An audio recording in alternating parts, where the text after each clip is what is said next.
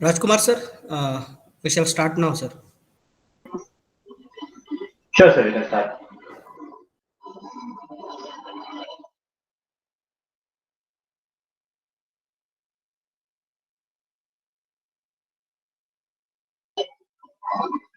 So, hello everyone.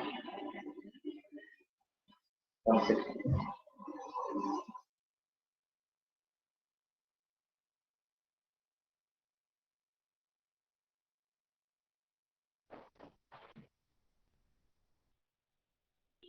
Okay, hello everyone. So, I hope everything is fine.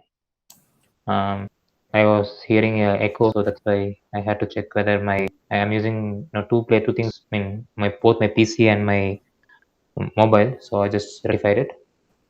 So yeah, Yes, fine, sir. It is clear now, sir. clear. So today we are going to be seeing about the Internet of Things aspect of our FTP program. So from day one, okay, our goal is to go towards from the tool what we have focused on and try slowly going towards the tool, the hardware impact of what we are trying to implement, and slowly towards the what are the other important aspects of the same tool what we are trying to achieve, then slowly towards what are the features available in the tool, right? So first we started with LabVIEW as a software, okay, for graphical system design. Then we went towards the Rio hardware, okay, using the Rio hardware, how we can implement IoT systems, how it could enrich the job of engineers and scientists who are not into much of programming, and help them to design the system. Okay, so then we saw that Rio hardware is not just a another processor based tool. Okay, it also has hardware component inside it, that is FPGA based programming is possible. And I'm sure you saw how we can program with FPGA without knowing much about you know the programming using VHDL and Verilog, which are traditional tools to program it. And today we are going to see about how this tool of MyRio can be used as a primary tool for Internet of Things. Okay, so let me just share my screen and we'll start the session fully.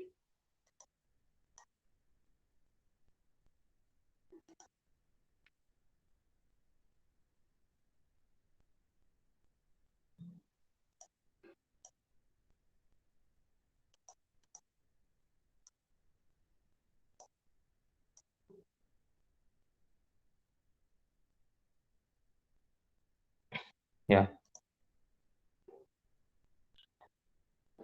Today we are going to be seeing about graphical system design's approach to industrial IoT. So mostly LabVIEW is a software which is used by engineers and scientists around the world, and it's used primarily in industry, but also finding its niche in helping towards academic research as well as industrial research as well. In R&D is also LabVIEW and its associated hardware are being used. And one of the key areas now people are more focusing on is IoT, and I'm sure there is no need for introduction of what exactly this IoT is. Basically interconnected systems and smart sensors integrated together to one single centralized area or distributed. Okay, you can put that into many approaches. And how the tool of LabVIEW and its NI hardware will help us implement these systems. So when we say LabVIEW is a tool which is used in several industries, okay, across the world. Okay, noticeably it's used in semiconductors, automotive, aerospace, defense. Okay, it's used in these devices, but the technology is growing. Okay, the needs of industry as well as the consumers are growing, and people needs to be interconnected together, okay, more than ever. So in order to achieve this possibility, IoT paved its way. And not only does it apply in commercial or residential projects, but also for industry as well. So that gave the birth to IIoT systems. So IoT is basically industrial IoT. Okay, the IoT is used in industry. The same concept applies here as well. The only thing here is it's going to be used in the industrial context. So what does exactly the industrial context mean, and how is it different from commercial? It all depends on what type of projects and applications is being developed. That's it. So when we say consumer IoT, I mean an industrial IoT, okay, both of them are a part of IoT only. And if you look at consumer side, okay, it's going to have smart, wearable technologies, okay, directly continuously accumulating our data from our body and trying to get some sort of insights. Possibly the smart watch, Apple smartwatch, it is able to collect ECG signals, okay, at real time, and is able to see whether the patient or the possible owner is going to have some sort of cardiac events. So this type of processing, okay, the wearable technologies are able to do. Okay, so that type of prediction, okay, possibly it could happen in the watch itself, but mostly the data will be transferred to a remote location, gets processed, okay, by servers, by collecting a lot of data and getting insights. Okay, or nowadays systems have become, the AI has become so smart and so compact that you could fit AI processing engine, okay, trained AI modeling engine inside a small microprocessor also, right? Or smart TV, common appliances, smart TV, smart fridge, okay, they have come up, okay, where you can have these devices interconnected internet and you can monitor it from anywhere around the world. And if you look at the industrial side, okay, it's going to be smart factory to monitor and control the output of the factory remotely. Smart grid, okay, ability to monitor the aspects of the assets of the grid from anywhere over the from anywhere over the country, and check whether it requires routine maintenance, etc., etc. Smart machines, smart city, smart car. These are the components of industry. So, and both of these requires some common architecture, which needs to have some tool support. Okay, so connectivity is the number one driving force for IoT, because without connectivity there will not be internet. And the things, okay, needs to have some sort of intelligence. Okay, intelligence means its ability to act depending on the data it's receiving. Okay, basically some sort of automation, okay, processing capability. So combining these two things, okay, this IoT hardware is going to be needing. But what paved the way for industrial IoT? So the paved way for industrial IoT is this Industry 4.0. So we are all aware of this fourth generation of industry. Okay, first industry was mechanization, manufacturing by using the steam as power. Then second one is basically assembly lines. Okay, where we will be having multiple assembly production system, and electricity was starting to be used. And third one was automation by using the CPUs and computers. So we went from steam to using electricity to assist our manufacturing, and automation by using the computer based systems. So everything was good for a while, but then the scale of the manufacturing has become so large and systems have become more sophisticated. The components or the manufacturing methods have become so complex such that it required assistance from large number of computers. Okay, and both machines and computers cannot coexist at larger scale. So in order to make this possible, one idea came about: why not connect why not connect these machines to internet and monitor them from anywhere over the world, or control them from anywhere over the world? So then it gave birth to Industry 4.0, okay, which is basically interconnected manufacturing, machines, smart machines, basically, or we also call them cyber physical systems. So what are the use cases of this, industrial IoT currently? So the use cases are for, this is just directly picked and placed, use cases, but there could be way more examples of how IIoT is being used in the world. So as per the NI's approach, okay, NI is very good at, um, creating hardwares which are used for monitoring. Okay, so the use cases with respect to NI hardware and NI software was the number one use it was condition monitoring.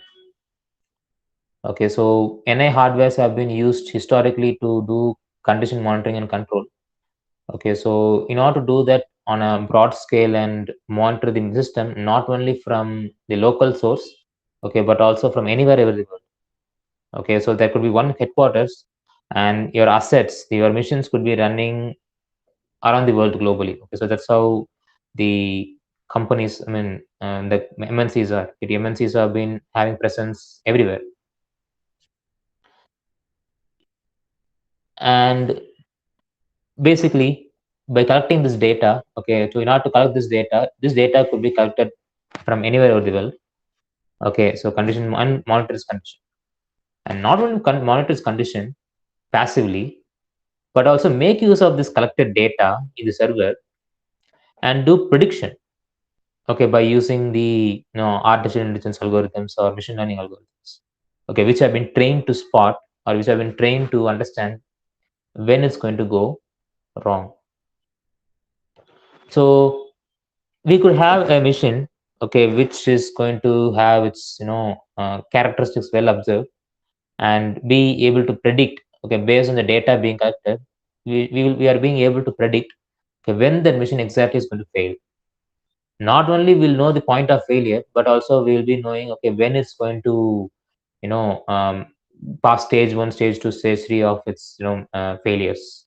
Okay, maybe if you're talking about missions, okay, missions first starts to heat up or makes a noise, and due to the noise it's going to produce some heat, and we'll be able to know when exactly it's going to have maybe with some fan motor we'll know when it's going to become unbalanced. Okay, at the rate at which rate we will start seeing these failures, we will be able to predict based on current data. Okay, so that sort of predictions have been made. Okay, and we will be able to, by using this, you might ask what is the purpose of doing all this. And to answer your question, we could do planned maintenance or predictive maintenance. So let's say if we are not going to know, okay, it's going to fail within a month. Instead of approaching the point of failure, let's say if we subject it to maintenance right now, okay, like 1 day maintenance, it's good because we know where the problem is. We will rectify it and we'll pull that asset out of working, and we'll again maintain it, and maybe we change the ball bearings or whatever. Okay, maybe lubricate it a bit more and use it. But sometimes, let's say if there is it's an unplanned maintenance, we don't know what went wrong, and let's say we don't know where to pinpoint. So that's going to cost us a lot more time than what a predictive maintenance could. So that's why predictive maintenance is better, far better. And in industries where global scale manufacturing is happening, time is equal to money. So whenever something goes wrong, okay, we need to find where the problem is, and if we don't find the problem quick enough, we are going to lose on manufacturing throughput. We will not be able to meet demands, etc., etc. And also it has been used in microgrid communication and control, okay, to monitor the health of the grids in renewable energy sources, especially, okay, to monitor the condition of this windmills, okay, and able to control the power electronics inside its boxes, and so on and so forth. And in order to do this, these are in remote places, okay, mostly human beings are sent some time or other to just get on top and open its control panel, and below connect to a USB cable, or the whatever protocols they use. Okay, they can connect it, they can observe what is the value and just come back. But with strong connectivity established nowadays, they are able to do it without having a person go there and check it out. So this makes it better when these windmills are running in on top of hills, right?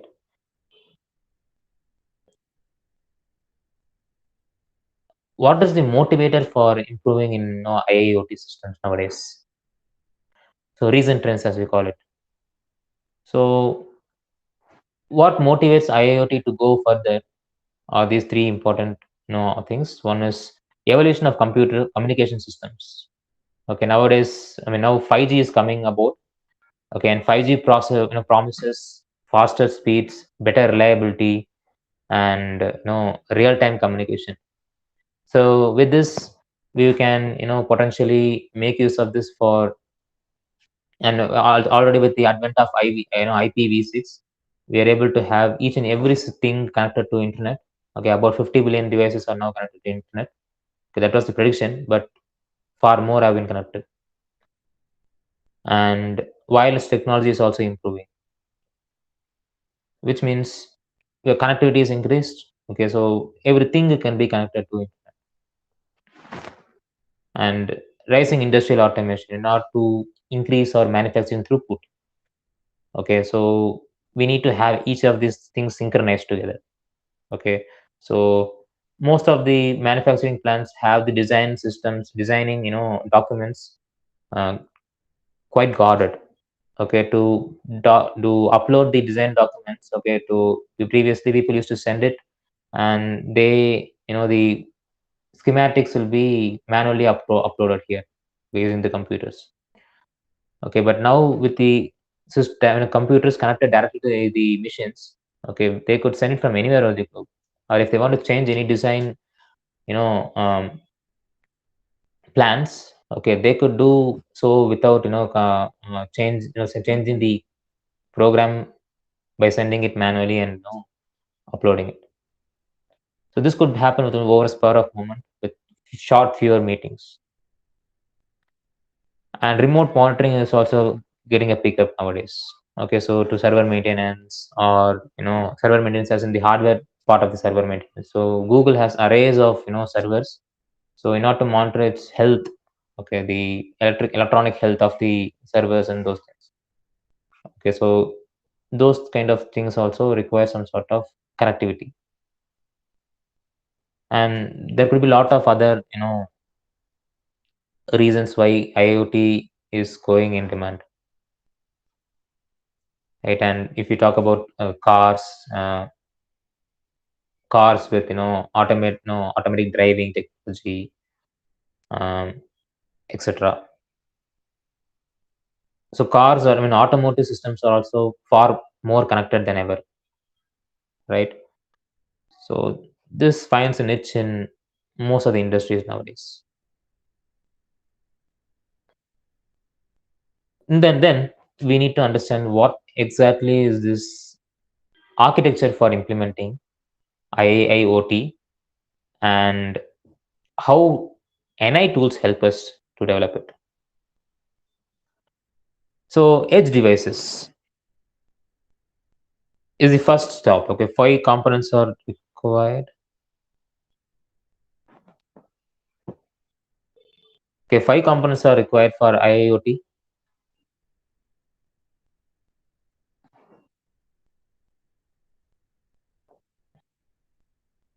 Just a moment.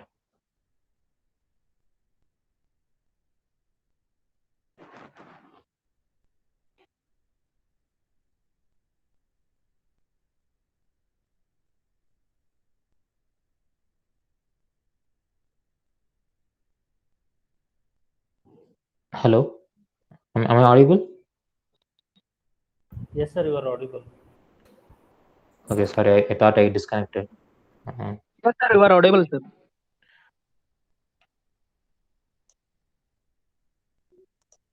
Okay, let me share my screen once again.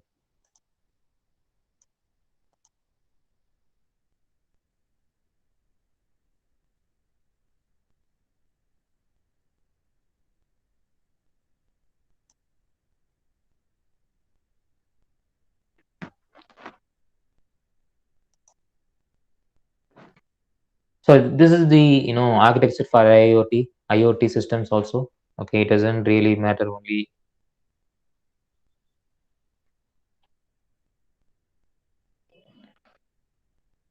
And first important requirement is edge devices. Okay, so edge device is basically your IoT thing. Okay, as we call it. Then we will say how this thing is going to be connected to internet, through what medium it's going to be connected. Okay, so then next is going to be the cloud itself. Okay, normally there are two ways in which the thing will be connected to internet.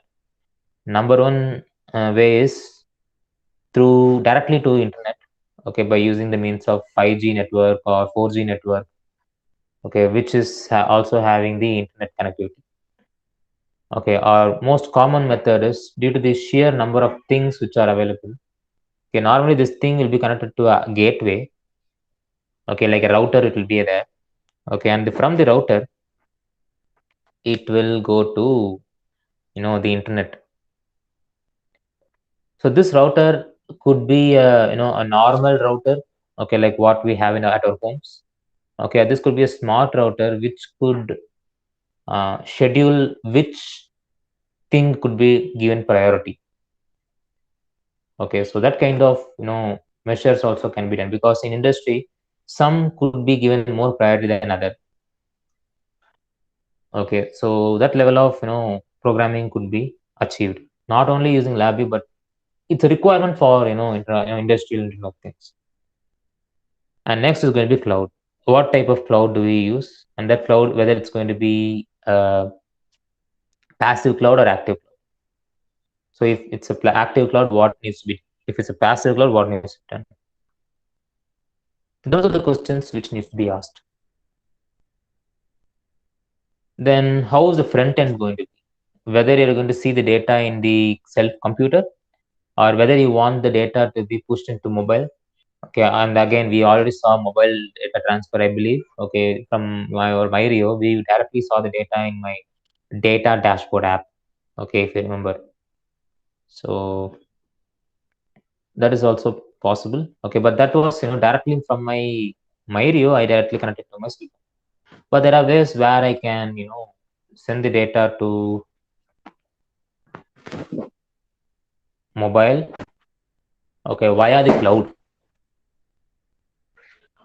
Or your cloud could be scheduled to send some mail.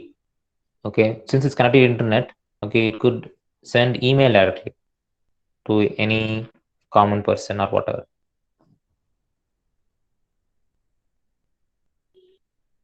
First, we are going to focus on edge. Which is the best edge we can think of to implement IIoT? I mean, there are a lot of advancements here, okay, for industrial IoT, specifically for electronics. And normally for commercial Internet of Things, mostly people don't think about ruggedness. Okay, ruggedness in the sense your IoT thing. Okay, the smartness, smart sensor or whatever. Okay, it need not withstand harsh environments most of the time. Okay, but in industry, it is requirement for harshness and other parameters like sea salt, corrosiveness, withstanding capabilities, okay, resistance to corrosiveness, etc. So that kind of requirement your hardware should be having. Okay, so something like conformance coating should be coated on top of the device. It should be able to acquire sensor data from industrial sensors. Those kind of requirements should be there. Okay, so edge devices also need to have a reliable processor, okay, which is fast enough to process the data and communicate the data to an external world via the accepted medium. So we are going to focus on things. So in LabVIEW industry, what are the things, okay, which is commonly monitored? To answer the question, the most commonly handled things are the four types of things. So number one is test assets. Okay, so since we already spoke, I mean, mostly lab is used in test automation industry. Okay, and this test could be in any industry, like in test industry. Under that, you'll have semiconductor, aerospace, manufacturing. You know, it could be anything. Okay, defense. So for any product that is manufactured, okay, it will go through lots of tests. Okay, and the test assets are basically the machines which are doing the test. Okay, so these machines also need to be monitored. Okay, like metrics like how much test has been done for the day, how much productivity has been happened, how much quality has been assured. So those kind of things, instead of using a person to calculate all these things, okay, so it could be automated. And next one is production equipment. Okay, the ones which are used in the production. Okay, to check the health of these production equipment machines. Okay, and schedule predictive maintenance whenever it's required, necessary. So instead of waiting for it to fail, we'll make use of these missions which get the data from the assets, then check how much it's producing, whether it requires some maintenance, those kind of things. And third one is operational assets. Okay, operational assets we already saw.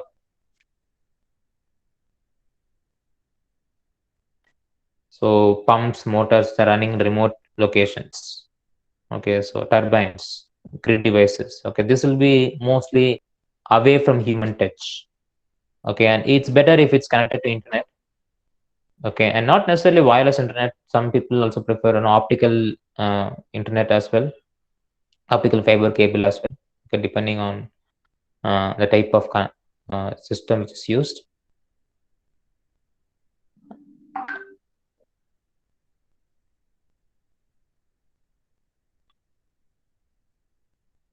And last is transportation and heavy equipments. Okay, so that is also one industry where, let's say if it's agriculture or mining. Okay, not to control these assets. Nowadays, people can do it from anywhere. Okay, or automate its mining plants. So, and also observing its health and everything. Okay, so this is also happening. So these devices could be connected to internet through any means. Okay, and it could be controlled remotely or derive insights. Okay, for what needs to be improved and how much effort can be put into the improvement. Those kinds of insights could be derived. And it does not mean only monitoring. Okay, processing is also very important. Okay, because if it's only monitoring, people might just call it remote monitoring system. Okay, but it also has the ability to make decisions. Okay, so that's what makes it an IIoT.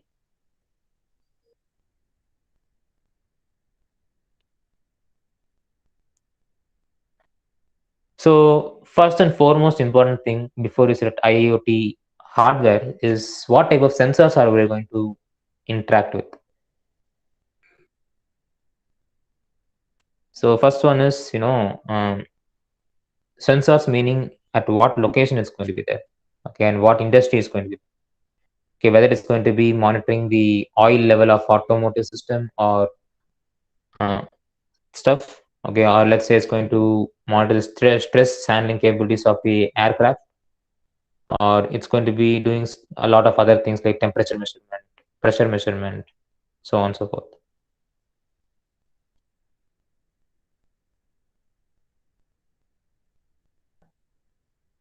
So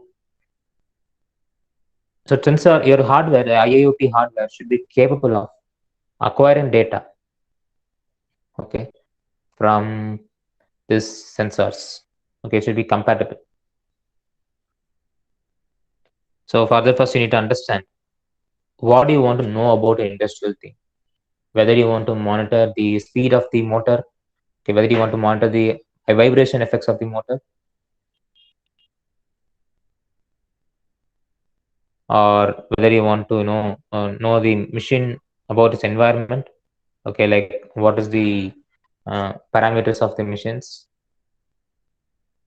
Okay, and what data do you need to process or understand. Okay, if it's observing the vibration, okay, whether you need to know the order of the vibration frequency, okay, and what are the harmonics, first order, second order, third order, that type of information do you need. So these are the information which you need to ask. These are the questions which are necessary to understand, to select. And after getting the insights, what do you need to do after that? Whether you need, if it's vibrating too much, whether you need to arrest that vibration by reducing the speed, or what else, what actions do you need? Okay, so there should be like a flow chart which needs to be followed. Okay, so first you need to ask number 1 question, number 2 question, number 3 question, number 4 question. Depending on the answers, we need to select the appropriate hardware.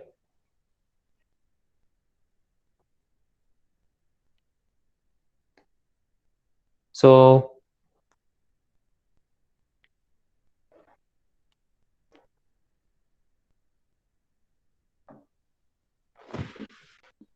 now if you see, okay, we need to understand that these are the requirements. Okay, your thing should be able to connect to internet. Okay, your thing also should be able to process, ability to think. You should also be able to collect data. Okay, first is collecting data, then ability to process the data. Okay, then ability to send the data through internet.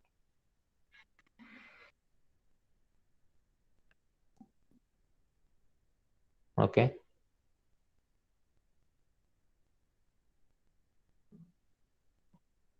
so if you see our NI hardware of my Rio architecture, okay, it has all these capabilities.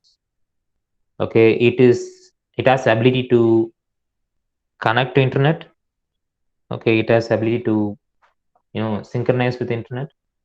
Okay, it has ability to connect to sensors. It also has the ability to do processing inside, and it has almost everything. Okay, it could act like a node, okay, IoT node essentially. And Rio architectures, basically what we learned, the type of Rio what we learned is MyRio. Okay, MYRIO. There is just to learn what Rio is capable of. Okay, but depending on the industry, okay, you might go for, if it's an industrial requirement, you might go for a hardware called as compact Rio, okay, like the one in this picture, which also is capable of handling harsh environments. Okay, maybe work in a ship, it will be running in a ship, okay, monitoring, or submarines also, okay, which will be monitoring the operation of the nuclear reactor inside, so on and so forth. So depending on the project, you might require different types of hardware. Okay, maybe high speed hardware is required, maybe high power hardware is required, okay, high voltage acquisition is required. So to monitor whatever type of hardware you need to monitor, so whatever type of thing you need to monitor, okay, it could be a nuclear reactor, it could be engine, okay, it could be a motor, it could be anything.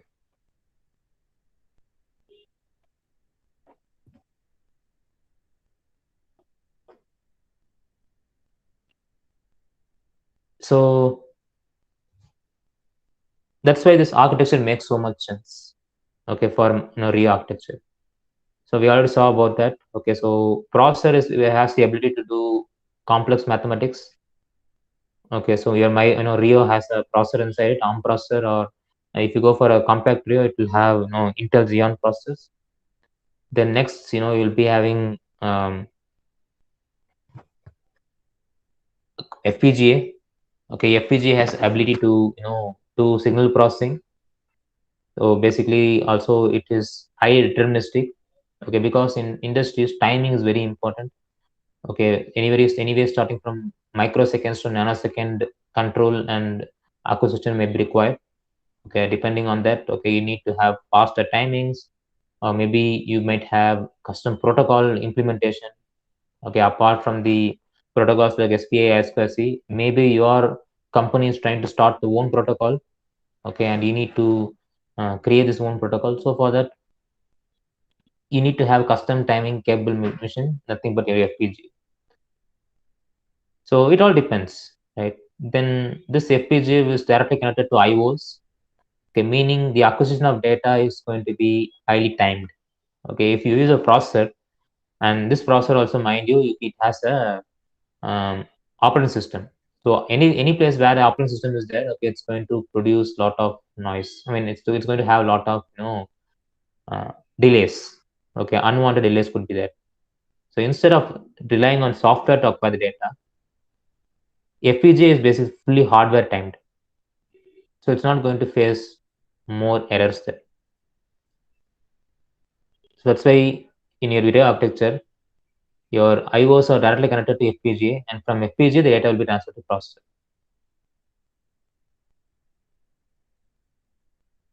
So this IOs could be analog input, analog output, digital input, output, or custom IOs. Like if you're talking about automotive industry, we may talk about CAN, LIN. Okay, so anything. Or if you're talking about aerospace, you have R-Ring protocol, MIL-53. Okay, it all depends on what um, domain we are speaking about. So if it's a custom IO, okay, you can, depending on the hardware that you require, okay, it's going to have an appropriate IOs available. Okay, if you talk about semiconductor, SPI, I2C, those kind of things will come into picture. So our hardware choice of hardware is our MyRio. Okay, I think we have already seen a lot about MyRio hardware. Okay, so we don't need any introduction about that. But next, what we do require is, after we get the edge hardware, edge device. Okay, after we get the edge device, we need to know how this device is going to be connected to internet. And even if it's connected to internet, how do you plan to transfer data from one connectivity to another connectivity? And this also, I think we kind of saw it. Okay, so how does data transfer initiate? And to achieve that, okay, I think we saw that data transfer could happen anyways. Okay, so number one is we have to consider, at least in case of LabVIEW, okay, we need to understand that if you want to transfer data from MyRio, okay, which has LabVIEW installed inside it, okay, to your computer, which also has LabVIEW installed inside it. So we already saw that you are able to transfer data from my MyRio to my computer, okay, by using something called shared variables. Okay, it was easy. But let's say if I want to transfer data from my MyRio, which is LabVIEW, to say someone who decides that, okay, I'm not going to use LabVIEW in my computer, rather I want to see the data in possibly Python or something. Okay, depending on that, you're going to have, we have to maybe use a commonly accepted, protocols. So this shared variable is something which is inside LabVIEW, so it will work. Okay, it is created for LabVIEW. Okay, or NA-based systems. And there's also something called network streams, which is used to pass bulk data. But for non-LabVIEW targets, okay, let's say one is LabVIEW and other one is non-LabVIEW targets. Okay, still you need to have capability to it, because more than a tool, okay, we need to focus on interaction. Your tool of LabVIEW should be able to interact with other tools as well. So commonly used protocols like TCP/IP, UDP.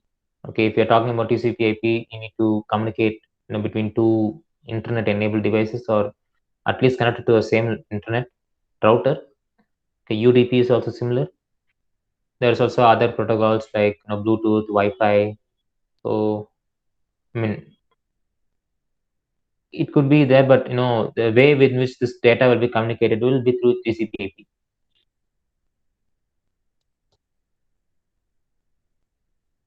Okay, possible nodes could be either you want to communicate from computer to machine, or computer to machine in the sense your MyRio is a computer, and MyRio is a machine.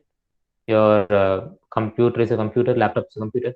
So from there to this Symfony transfer data, you can use any of this. Or let's say you're going to use machine to machine. Let's say I want to connect from one Mario to another Mario. That is also actually possible. Okay, so one Mario will have some data, other Mario will, maybe one Mario will have a sensor, and the other Mario could have an actuator. Based on data collected from this Mario, your Mario 2 should be, actuating. So that also will be done. So machine to mobile, mobile to machine kind of data transfer is also possible equally. So for lab targets, okay, day one, I'm not sure, day two or day three. Day two, I think I'll be coming there for day two. That time itself we are seeing this. Okay, what we are going to see now is how to transfer data if it is from non-lab networks. But of course, I'm going to demonstrate this as though both of them are not LabVIEW. Okay, sending also I'll do using LabVIEW only. Receiving also I'll do using LabVIEW only. But in future, if you want to use Python to receive, you can search out ways to do it. Okay, so let's try it out. So how to implement TCP/IP communication using LabVIEW?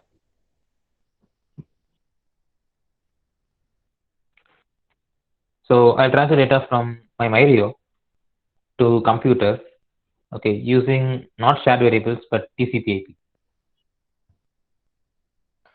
So in that case, first I need to connect my Mario to my computer.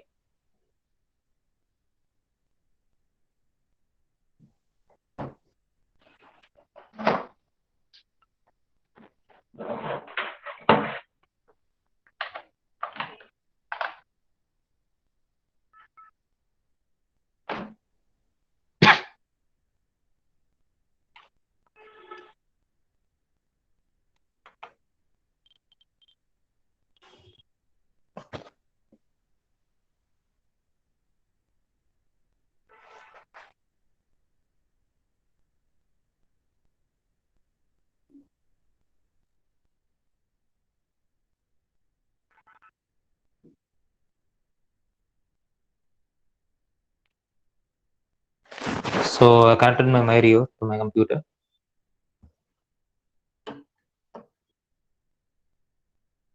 And it should get detected anytime now.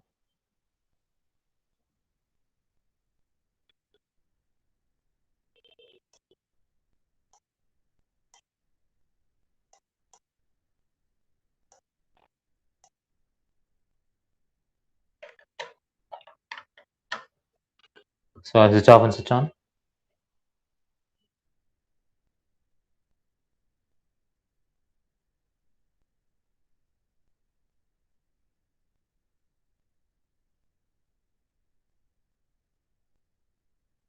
So before that, if you have any questions, please let me know.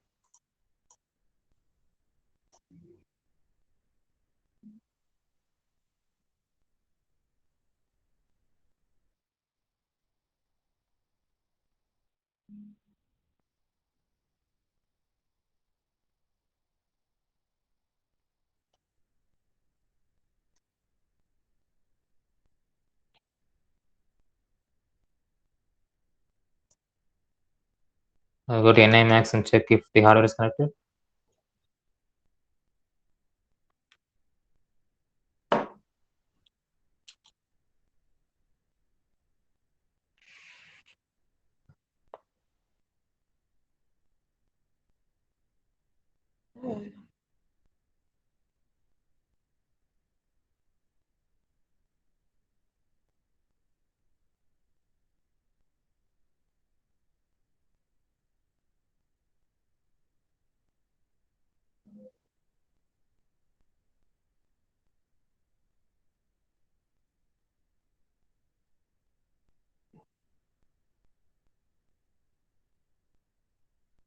So let it open.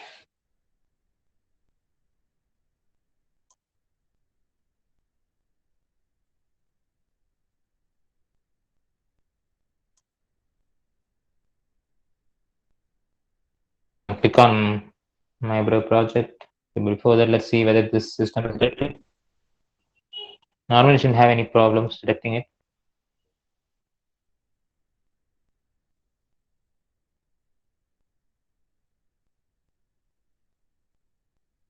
but things could go wrong.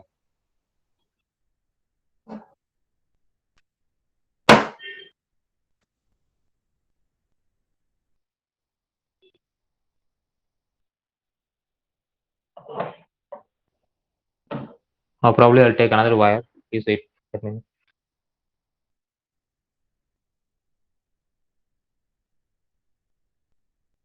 Okay, so it got connected.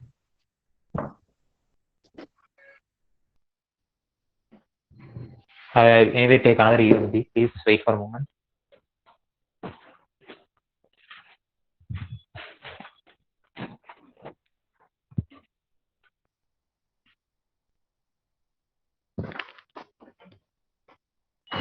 So we need to use appropriate wires and connectors, USB connectors and stuff, okay, in order to make sure that it's reliable.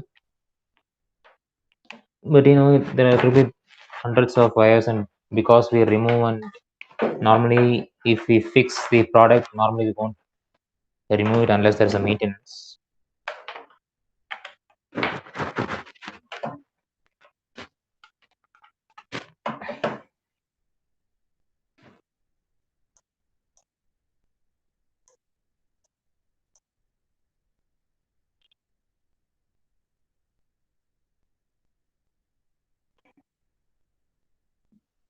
And your Rio will detect it. I mean, your NMAX software will detect it.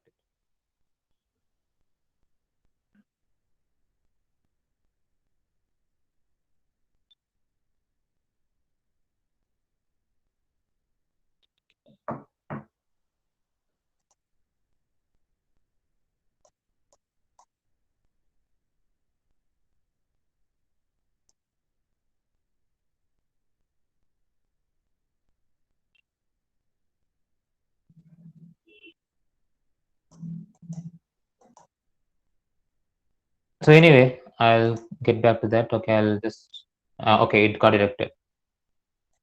Okay, so it says connecting and running. So that's enough.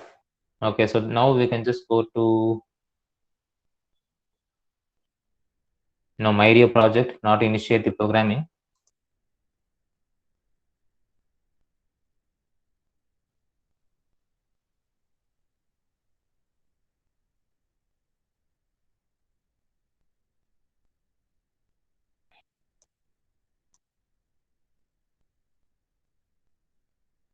So it's going to take some time. And okay, it didn't take that much time.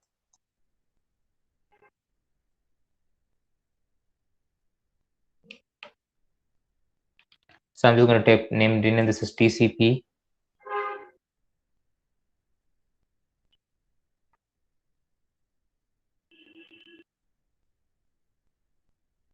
So I'll just name it as TCP, and I'm going to program the devices connected through MyRio, and I'll just give OK.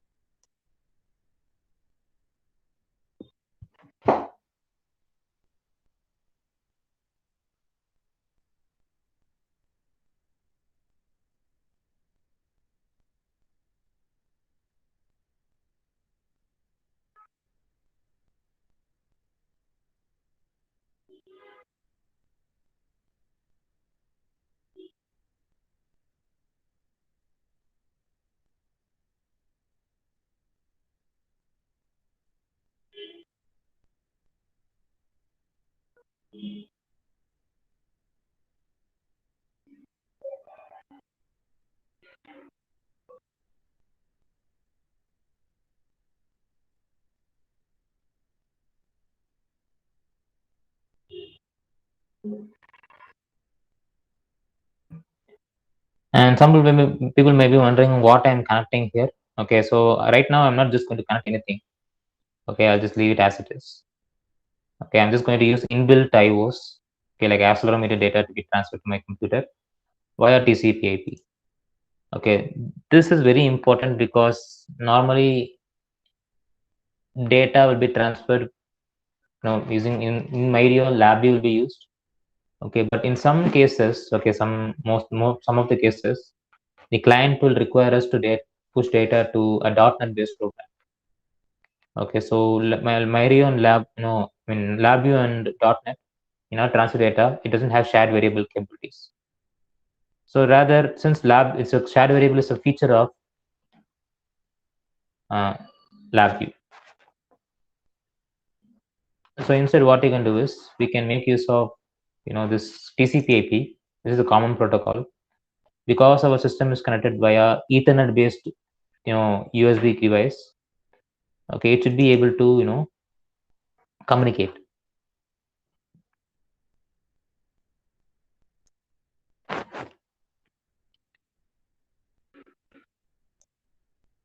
So now what I'm going to do is I'm going to transfer this accelerometer data,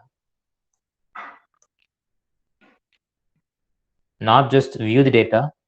Okay, I'm going to transfer it by using our TCP/IP. Okay, already the code to acquire data from accelerometer is here. I just need to make this as a server. Okay, two things can be done. Okay, in TCP/IP. TCP/IP means you'll have two things. Okay, you'll have a class server and you'll have a client. Okay, as we see here. Okay, so we are going to use our hardware as a client, server.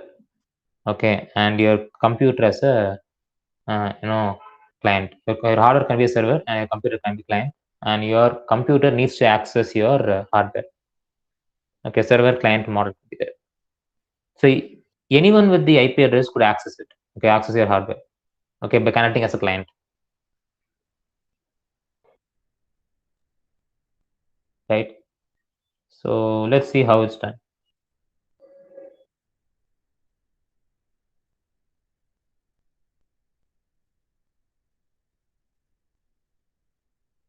So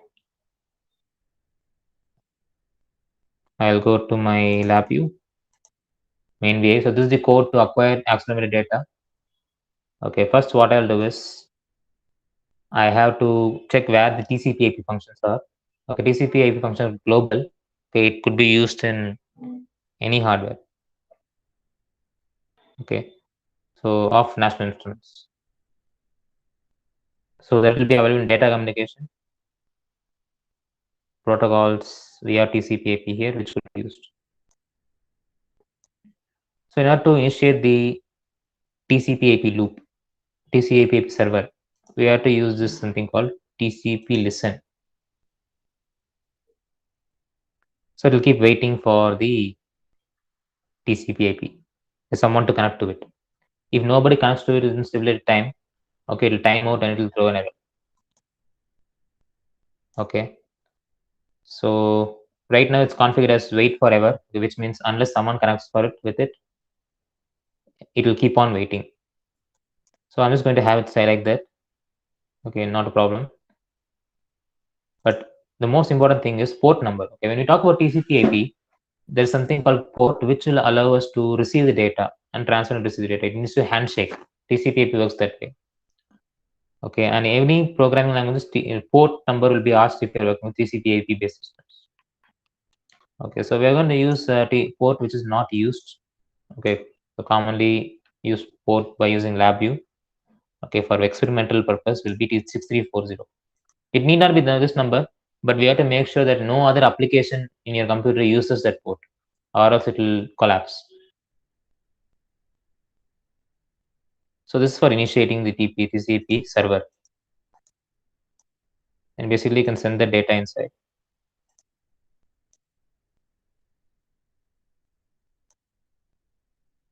And internal here, what you do is you have to write the data into your server value, TCP/IP port.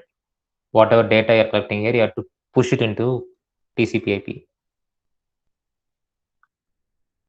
So to do that, we cannot directly connect this accelerometer data to your data in because it's a string. Okay, there are ways to do it again, of course.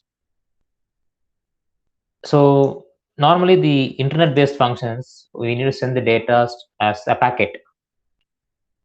Okay, so string packets we need to send it as. So basically what we'll do is we'll do a handshaking.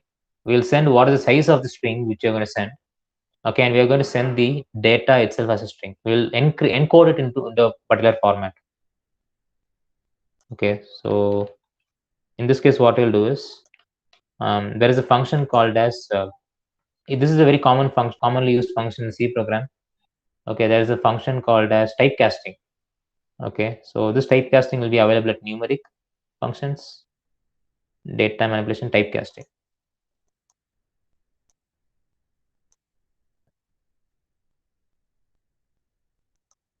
Okay, so we'll typecast this to a string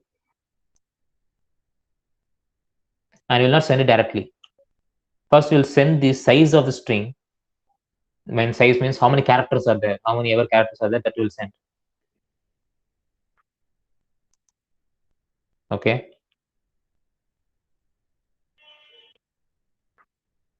So yeah. So in order to know the size of this string, we need to use a size of the string function. And that also we cannot directly send it. Okay, first we'll send the size and then we'll send the actual data itself.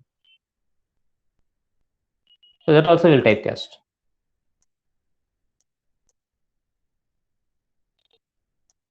Okay, to this port, first we'll write the automatically it itself connected. First we'll write the size of this data what we're trying to send.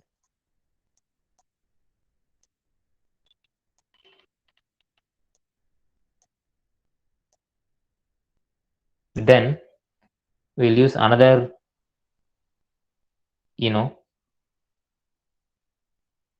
write function.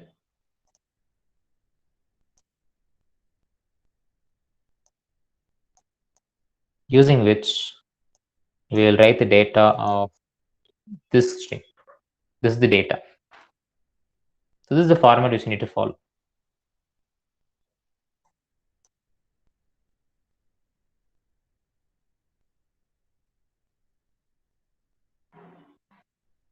Okay.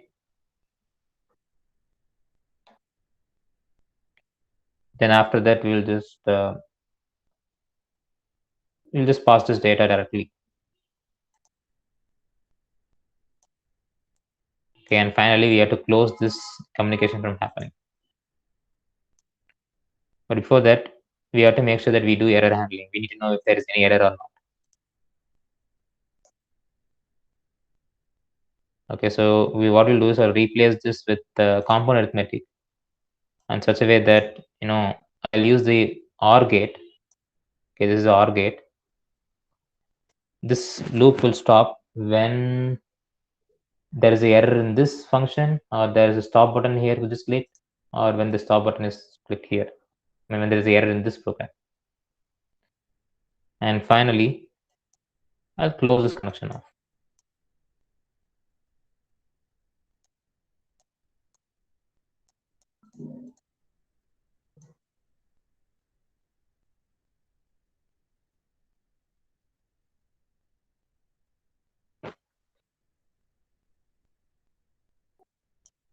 So this will be the server end. Now there should be another program. This program is under my MyRead, running under my MyRead. There should be another program under my computer, under my VI,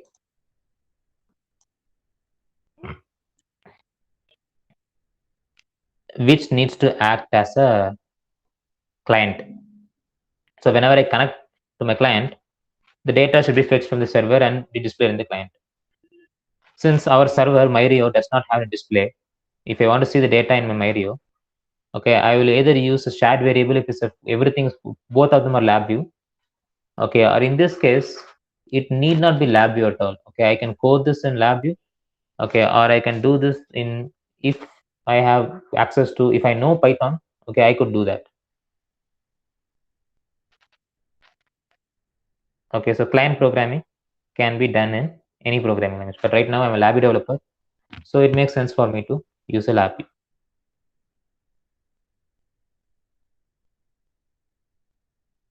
But how do I do it?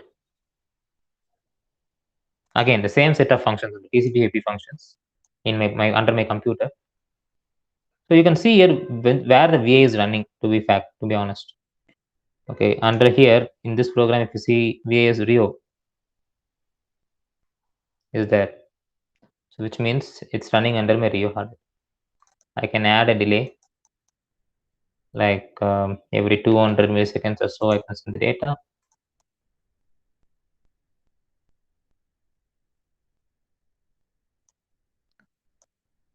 Or here I can run another program.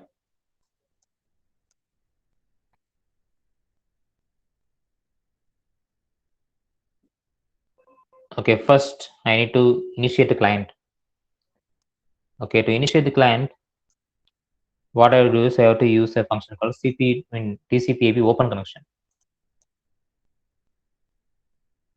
So this connection is used to handle a server, meaning it will wait for it to check if anyone is connected to the system or not. Open connection means it will connect to an existing connection server. So for that, this services machine should have an IP address. So whatever machine it is, okay, if you know the IP address of the system, you will be able to connect it. So in this case, it should 172.22.11.2. This one.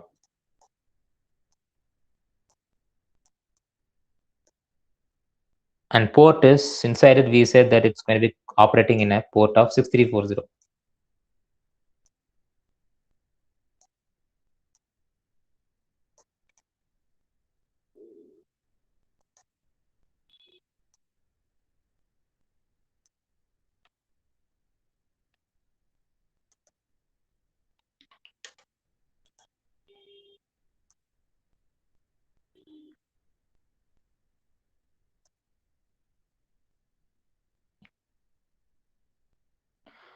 Then next is basically inside the loop, you're going to continuously poll for the value.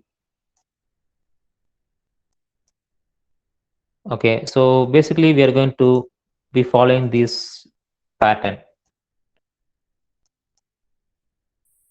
Okay, if you see, we are writing the size of the data we're sending, right? So here we will be reading the size of the data.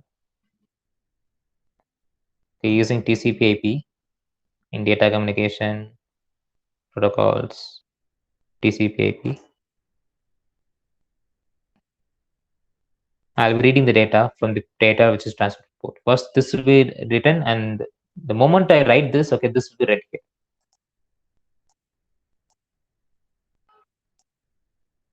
Okay, that's why it has handshaking works. First you send this, then you send that. So just give me a moment.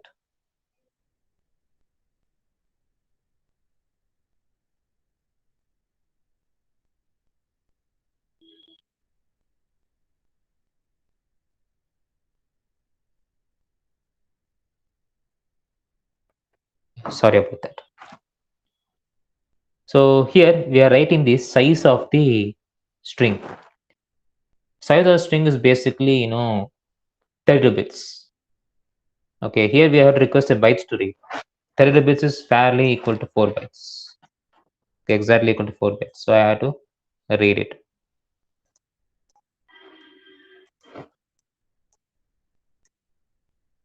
Okay, so whatever I write, I'll read here. Then here this data will come as a string. Okay, what I need to do is again I have to reverse it. Okay, here I am converting the integer to string and sending it. I have to use one of these function and again read it. So I have this typecast function. The typecast function typically converts any data type to string depending on what type of on top what type of type you give. Now here I have to give the reference data type. Okay, in this case it's going to be I32 as a reference. So I have to say, okay, convert it into this. Okay, so only then it's a I32, a 32-bit integer. So I need to convert it back to that.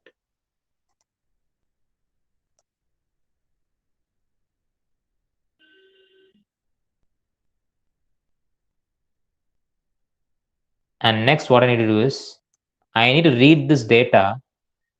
I need to read this data only if there is data at all. If the size of the string, whatever they're sending, is equal to 0, I should not waste time in reading it. Okay, if it's 0, I will not read any data at all. But if it is anything other than 0, 1, 2, or whatever, I'll put default. What I'll do is I'll proceed to reading next.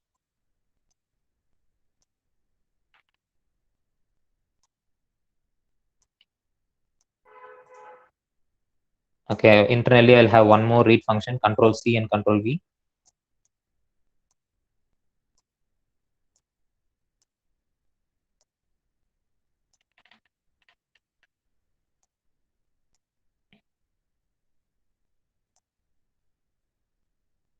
And what I need to do is here is again it will be string. I need to convert it into this format. Okay, so mostly if development is happening across multiple teams, someone will send me the what we call it as template of this data type. So right now, since I am the only developer, I'll just copy paste and keep it here. So I have the template with me. So I'll just bring this template here. I'll make it display format as vertically.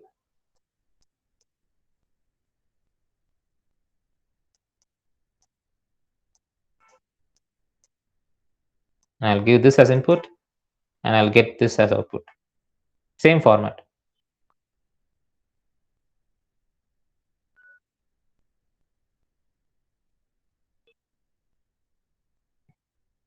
And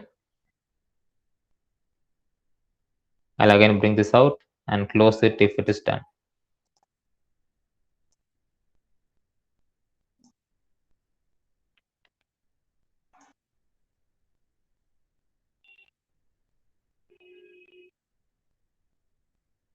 So the idea here is for writing CTCP AP code, okay, normally it will be very confusing, read port, write port data and all. But here, if you see, everything is, block-based programming.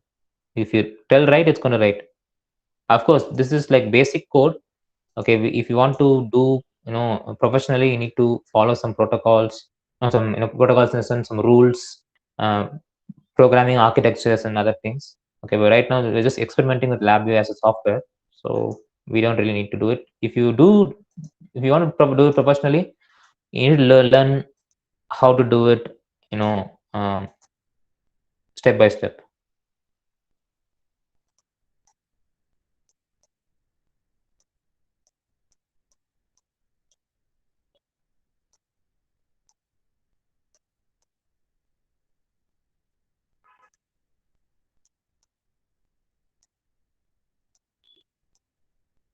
So let's try running it. So in order for client to run, first server must exist. Okay, so for that reason, first I'll run the client, run the server. Okay, it says something is already running inside. I'll press OK confirm, so that it'll whatever code I'm writing, okay, it will be written inside.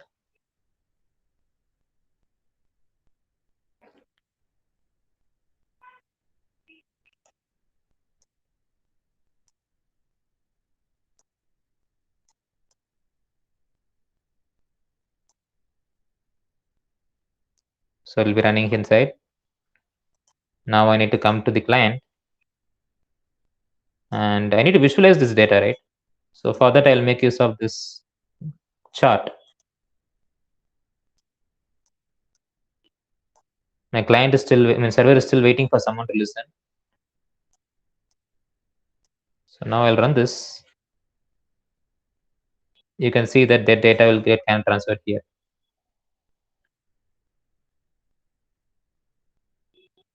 The data is getting transferred, but apparently it's not getting transferred properly. And if I stop my server, client also will stop. because none will cease to exist and it will not be able to read it properly. Now we need to check why it's not reading properly. Okay, whether something is, not read properly or whatever.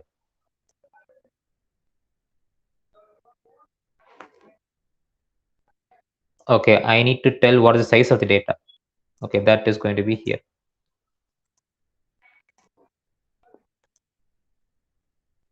Okay, now I'll run this again.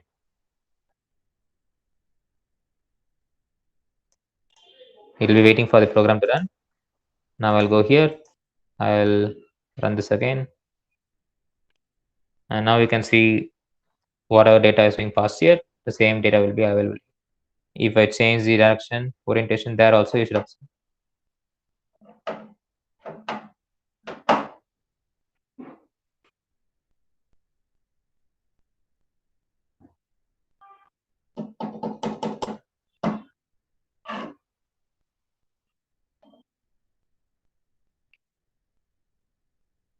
So this is how you will do using custom protocol, commonly available protocols. But if we know how to design this in multisim, not multisim, sorry, Python or whatever. Okay, so you just need to first get the data of size of the array, size of the data. Okay, then you have to fetch that size and request the data to be coming, and then you have to slowly convert it to whatever format it accepts. I'm not sure if this format is accepted in any other programming language. Okay, maybe it's accepted as a structure or whatever. That's the closest equivalent we can think of. And again, these data should be we can make use of something like matplotlib library or whatever it is. Okay, this is just I'm just telling the vision how it can be done, but since I am not a Python developer, I'm not sure. But that is one possibility. So it's not like if you use LabVIEW, only LabVIEW based things could be done. Okay, there are plethora of opportunities available. Okay, still we need to connect to cloud and then see what are the other types of implementation which we can do. Those things will be yet to see. But right now, I believe it's going to be a break in a few minutes. So I would rather take questions if anything is there, or else we can have a break.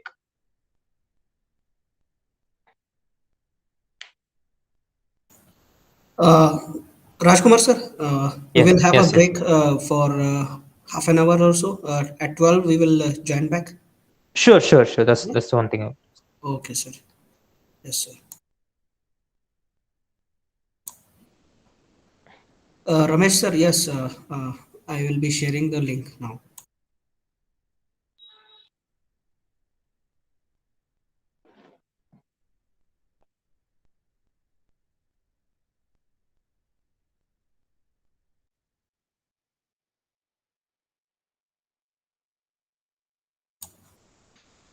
All the participants are requested to give the feedback on the following link.